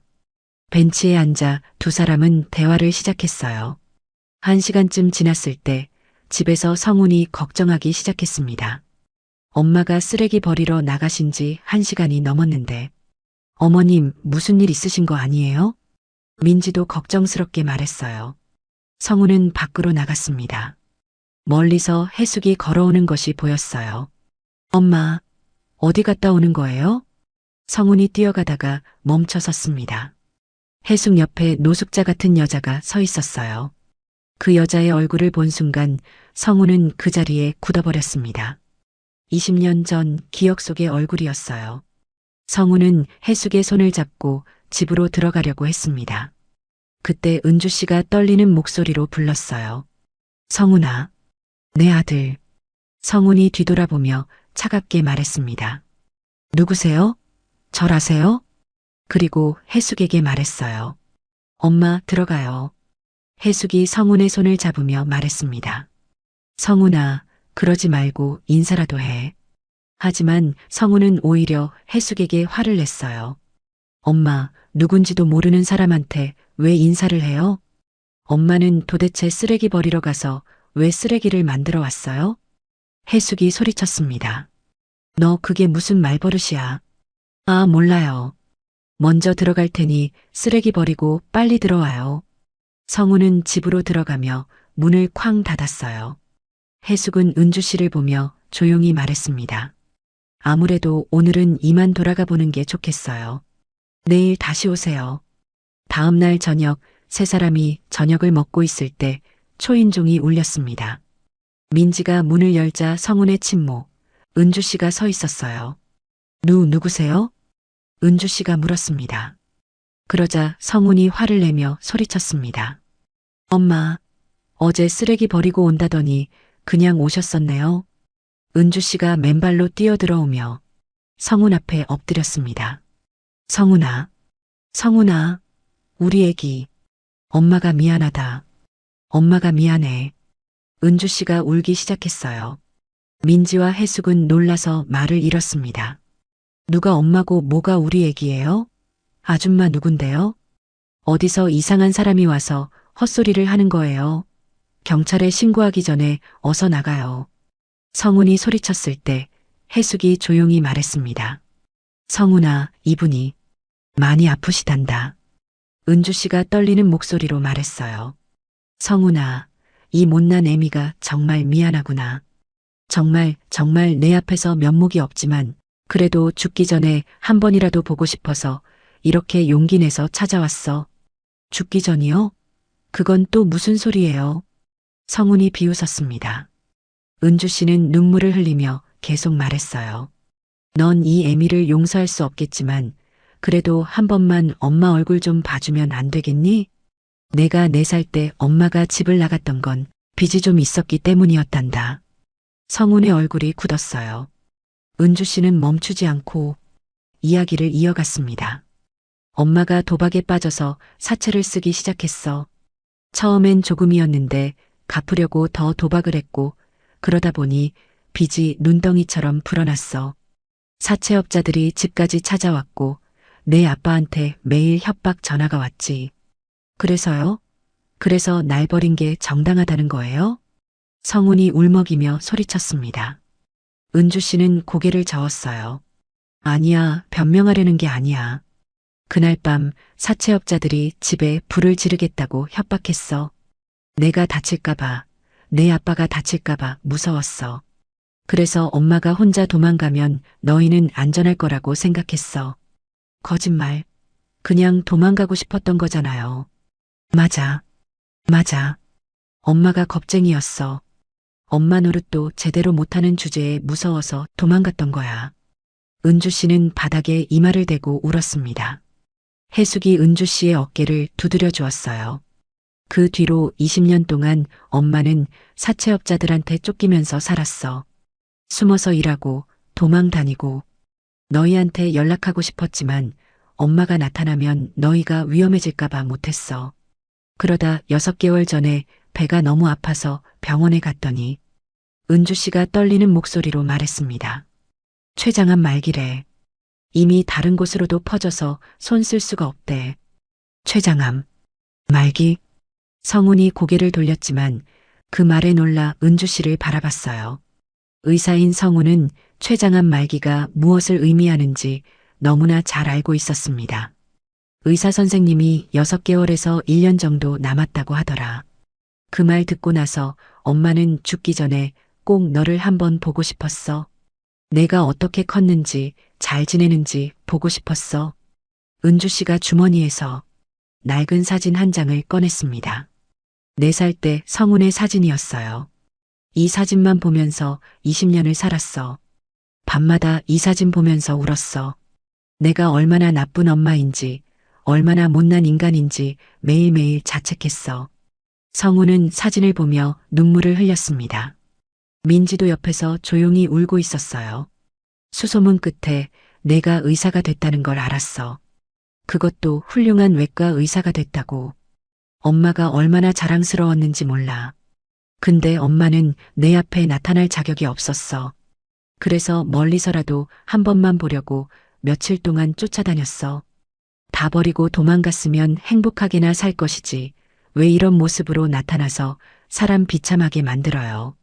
성우는 울면서 소리쳤습니다. 은주 씨가 성훈의 발을 붙잡았어요. 미안해. 정말 미안해. 하지만 너가 너무 보고 싶었어. 우리 상훈이가 죽기 전에 한 번만이라도 내 목소리 듣고 내 얼굴 보고 싶었어. 용서해달라는 게 아니야. 그냥 한 번만 봐줘. 해숙이 성훈의 어깨를 잡았습니다.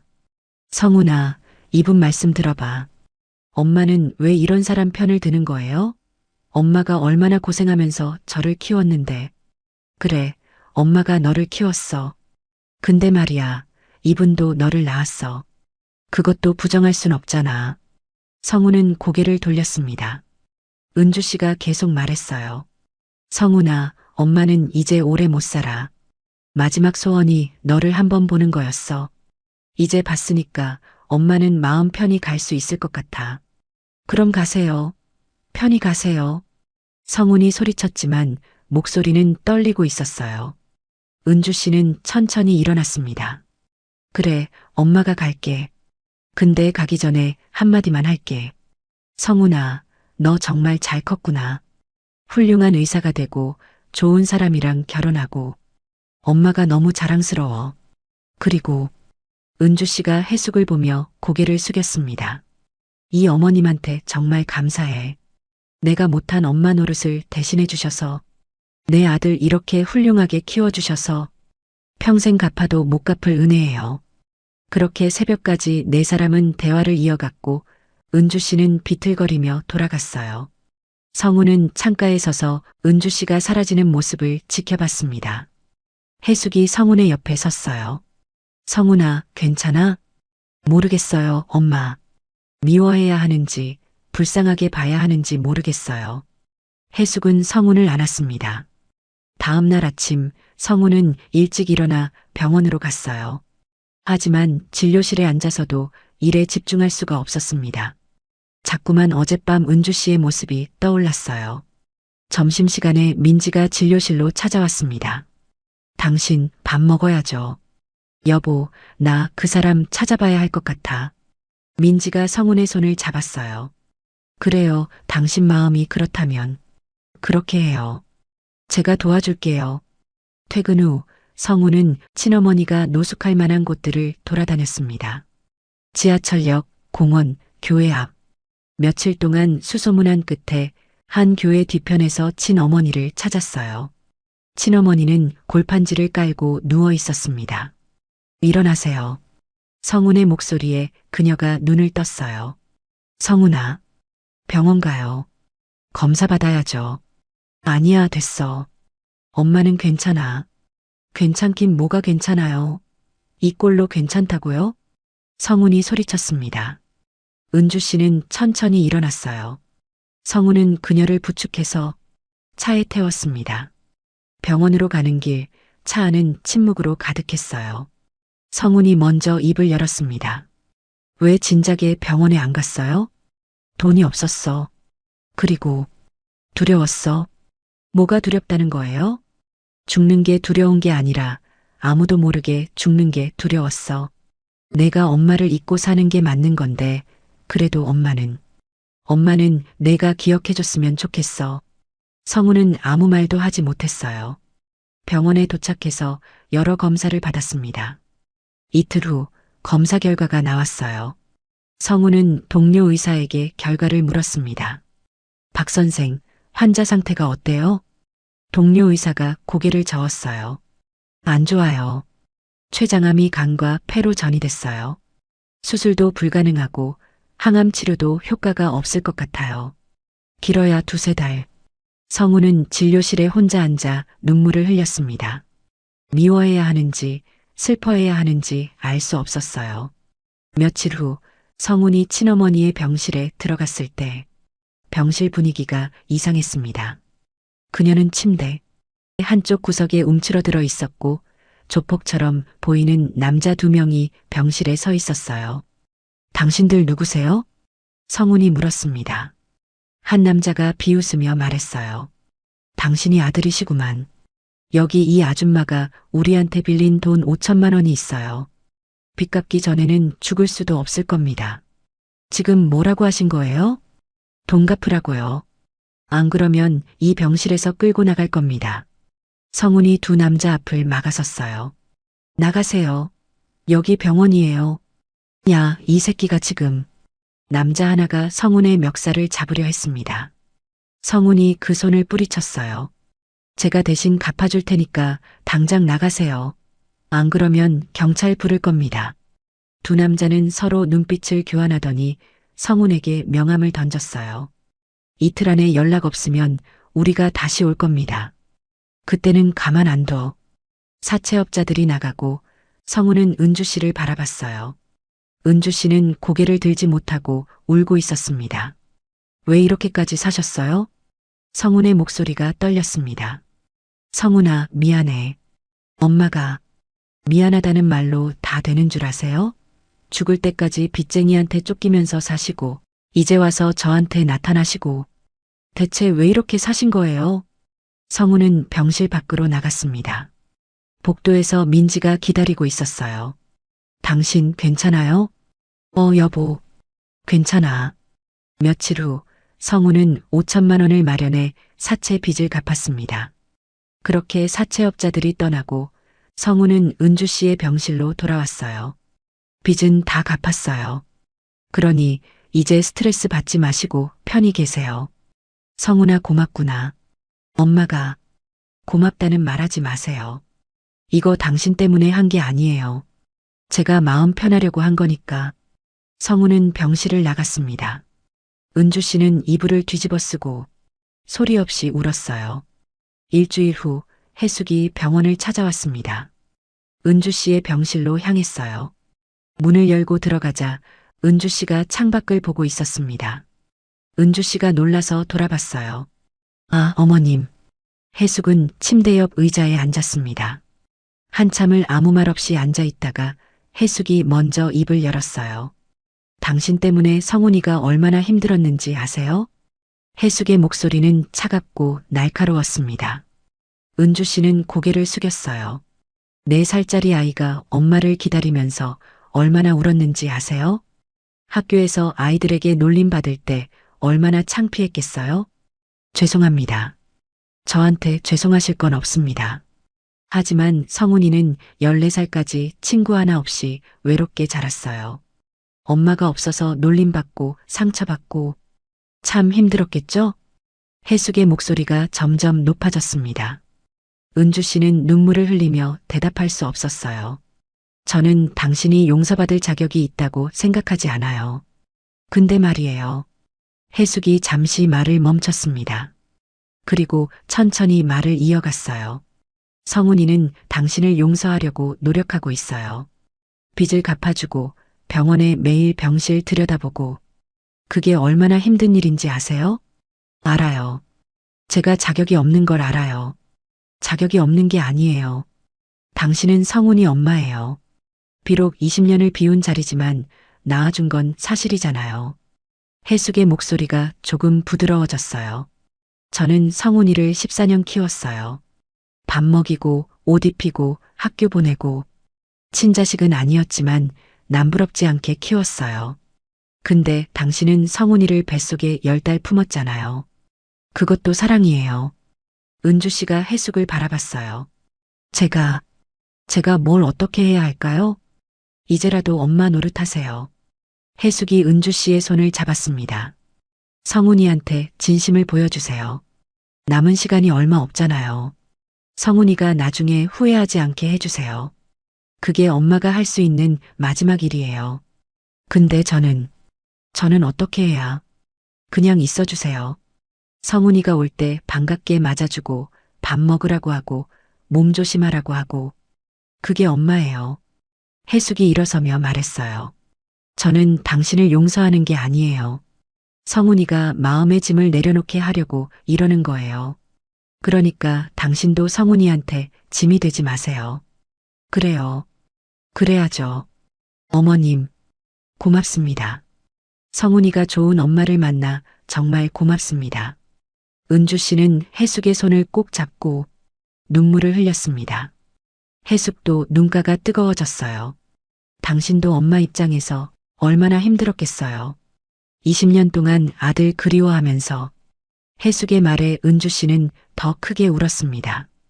해숙은 은주 씨의 등을 토닥였어요. 성훈이한테 미안하다는 말 많이 해주시고 사랑한다는 말도 해주세요. 그게 당신이 할 수 있는 마지막 선물이에요. 해숙은 병실을 나왔습니다. 복도를 걸으며 눈물을 닦았어요. 은주도 불쌍하고 성훈도 불쌍했습니다.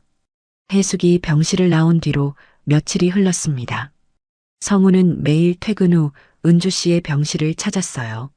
처음엔 말없이 문 앞에 서 있다가 돌아가기를 반복했지만 점점 병실 안으로 들어가 은주 곁에 앉아 있는 시간이 길어졌습니다. 어느 날 저녁 성훈이 병실에 들어섰을 때 은주 씨는 창밖을 보고 있었어요. 성훈이 침대 옆 의자를 끌어당겨 앉자 은주 씨가 천천히 고개를 돌렸습니다. 성훈아, 엄마가 너한테 해주고 싶은 말이 있어. 은주 씨의 목소리는 가늘고 떨렸어요. 성훈은 대답 없이 은주 씨를 바라봤습니다. 너 3살 때 엄마가 매일 밤 자장가를 불러줬어. 넌 그 노래 들으면서 잠들곤 했지. 그때 그 모습이 어찌나 예쁘고 귀엽던지. 엄마는 너무나 행복했었단다. 도망가던 그날 밤에도 20년 동안 숨어 지내면서도 엄마는 그 자장가를 혼자 불렀어. 내가 듣지 못할 걸 알면서도. 은주 씨가 눈을 감고 조용히 노래를 흥얼거렸어요. 성훈은 그 멜로디를 어렴풋이 기억하고 있었습니다. 가슴 깊은 곳에서 뭔가 뜨거운 게 올라왔어요. 엄마. 성훈이 처음으로 은주 씨를 엄마라고 불렀습니다. 은주 씨의 눈에서 눈물이 흘러내렸어요. 고맙다, 성훈아. 죽기 전에 내 입에서 엄마라는 말 한 번 듣고 싶었어. 그리고 이렇게 근사하고 멋지게 잘 커져서 너무 고맙구나. 그날 이후 성훈은 매일 병실을 찾았습니다. 하지만 그녀의 상태는 날이 갈수록 나빠졌어요. 한 달쯤 지났을 때 은주 씨는 거의 일어나지 못했습니다. 어느 새벽 병원에서 급히 전화가 왔어요. 성훈과 민지, 해숙은 서둘러 병원으로 달려갔습니다. 병실에 도착했을 때 은주 씨는 산소 마스크를 쓰고 힘겹게 숨을 쉬고 있었어요. 성훈이 은주 씨의 손을 잡았습니다. 은주 씨가 천천히 눈을 떴어요. 훈아. 네, 엄마. 여기 있어요. 엄마가 다음 생에는 좋은 엄마로 태어날게. 은주 씨의 목소리가 점점 작아졌습니다. 성훈이 은주 씨의 손을 더 꽉 잡으며 말했어요. 엄마 용서해요. 엄마도 힘드셨죠? 이제 편히 쉬세요. 은주 씨의 입가에 미소가 번졌습니다. 마지막으로 성훈을 바라보던 은주 씨의 눈빛은 평화로웠어요. 그렇게 은주 씨는 조용히 눈을 감았습니다. 성훈은 은주 씨의 손을 놓지 못했어요. 민지가 성훈의 어깨를 감싸 안았고 해숙은 은주 씨의 이마를 쓰다듬으며 조용히 말했습니다. 이제 편히 가세요. 고생 많으셨어요. 장례식장은 쓸쓸했습니다. 조문객은 성훈과 민지, 해숙단 3명뿐이었어요. 20년을 숨어 살았던 은주 씨에게는 찾아올 사람이 아무도 없었습니다. 장례를 치르고 집으로 돌아와 은주 씨의 유품을 정리할 때 해숙은 낡은 보자기에 쌓인 작은 저고리를 발견했어요. 성훈의 베넷 저고리였습니다. 은주 씨는 20년 동안 그걸 간직하고 있었던 거예요. 불쌍한 사람이었어. 엄마 노릇 한번 제대로 못 해보고. 해숙이 베넷 저고리를 쓰다듬으며 중얼거렸습니다. 성훈이 해숙 옆에 앉았어요. 엄마, 이제 진짜 자유로워진 것 같아요. 마음속에 있던 무거운 짐을 내려놓은 것 같아요. 그래, 잘했어. 엄마도 내가 용서해줘서 다행이야. 해숙이 성훈의 등을 토닥였습니다. 그 후 한 달쯤 지났을 때 민지가 성훈과 해숙 앞에 섰어요. 민지는 수줍게 웃으며 말했습니다. 어머님, 여보, 놀라지 마세요. 저 임신했어요. 하하하. 뭐라고? 성훈이 벌떡 일어나 민지를 안았습니다. 해숙은 감격해서 눈물을 흘리다가 웃음을 터뜨렸어요. 아이고, 우리 손주가 생긴다니. 해숙은 민지의 손을 꼭 잡고 울었습니다. 어머님, 우리 아기 태명을 어머니가 지어주세요. 민지가 해숙에게 말했어요. 해숙은 잠시 생각하다가 환하게 웃으며 말했습니다. 봄이, 우리 봄이라고 부르자. 새로운 봄이 온 것 같잖아. 몇 달 후 백반집 앞에 현수막이 걸렸습니다. 우리 손주 태어났어요. 라고 크게 써 있었어요. 동네 사람들이 축하 인사를 하러 백반집을 찾았습니다. 민지가 아들을 낳았어요. 해숙은 손주를 안고 철우의 묘소를 찾아갔습니다. 여보, 우리 손주 데려왔어요. 봄이에요. 우리 봄이. 해숙은 묘비 앞에 앉아 아기를 보여주며 웃었어요. 봄바람이 불어와 벚꽃잎이 날렸습니다. 다음 주 벚꽃이 만발한 공원에서 가족 사진을 찍었어요. 해숙이 아기를 안고 가운데 섰고 성훈과 민지가 양옆에 섰습니다. 사진을 찍기 직전 성훈이 해숙을 안으며 말했어요. 엄마, 감사해요. 제가 여기까지 올 수 있었던 건 전부 엄마 덕분이에요. 아이고, 우리 성훈이 이제야 철이 들었나? 하하하. 세 사람은 함께 웃었습니다. 해숙은 눈물을 닦으며 웃었습니다. 동네 할머니들이 멀리서 그 모습을 보며 수군거렸어요. 해숙이 정말 복받았네. 착하게 살더니 저렇게 좋은 날이 오는구만. 그러게 말이야. 고생한 사람은 끝이 좋다더니. 벚꽃잎이 눈처럼 날리는 가운데 해숙은 손주를 안고 행복하게 웃었습니다. 목에 걸린 작은 진주 목걸이가 봄 햇살에 반짝였어요. 해숙의 눈가에 눈물이 맺혔지만 그건 슬픔의 눈물이 아니었어요. 긴 겨울을 견뎌낸 사람만이 알 수 있는 봄을 맞이한 기쁨의 눈물이었습니다. 오늘 준비한 해숙과 성훈의 가슴 뭉클한 이야기 재미있게 들으셨나요? 피 한 방울 섞이지 않았지만 10년을 온 마음 다해 키워낸 해숙의 위대한 모성애가 가슴 깊이 울림을 줍니다. 세상에는 낳아준 은혜도 있지만 키워준 은혜가 더 크다는 말이 있죠. 해숙처럼 묵묵히 자식을 위해 헌신하신 부모님들, 성훈처럼 그 은혜를 잊지 않고 보답하는 자식들이 있기에 세상은 아직 따뜻합니다. 여러분 가정에도 해숙과 성훈 같은 진한 사랑이 가득하시길 바랍니다. 이야기를 끝까지 들어주신 분이 계시다면 잘 들었다고 댓글 하나만 남겨주세요. 지금까지 사연올데이였습니다. 감사합니다.